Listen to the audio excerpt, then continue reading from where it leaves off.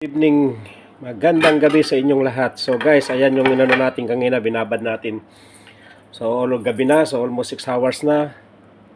So kailangan ko na siyang ilutuhin para may makain ako. Ayan. Ang tawag dito sa ating lutuan is air fryer. Ayan. Kakamada natin siya ng maayos, guys. Kakamada natin siya ng maayos. Yan.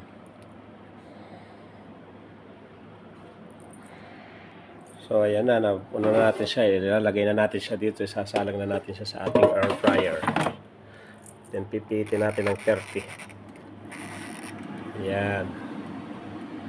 So ayan guys, antayin natin maluto. Magsasaing tayo.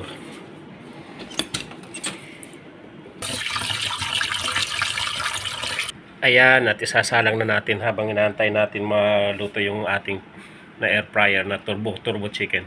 Nabaligtad ko na siya. So pagbaliktad mo siya kailangan. Tapos pagkabaliktad mo, ibalik mo na siya doon sa dati. Ayan. Ayan guys, luto na siya, di ba? O, tingnan nyo, meron tayo ulamin.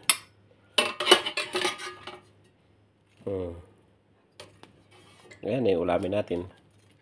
So yung tira, ibababad ko na lang muna yung tira. Bukas ko na yun.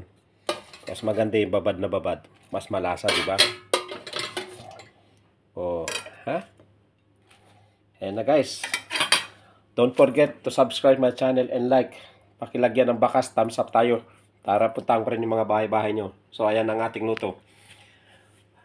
Panoorin natin ang buong buo. Sa makikita natin yung buo na yan. Buod. Okay guys. Thank you guys. God bless us all. Turbo chicken. Napakasarap na chicken turbo. Binabad lang siya sa sukan at may mga panimpla tayo siyempre. So mamaya gagawa tayo ng sausawan. Kainin natin to. So ayan, yung tingnan nyo naman. Kinagatang ha. Takam na takam ako. 30 minutes lang yan. Luto na.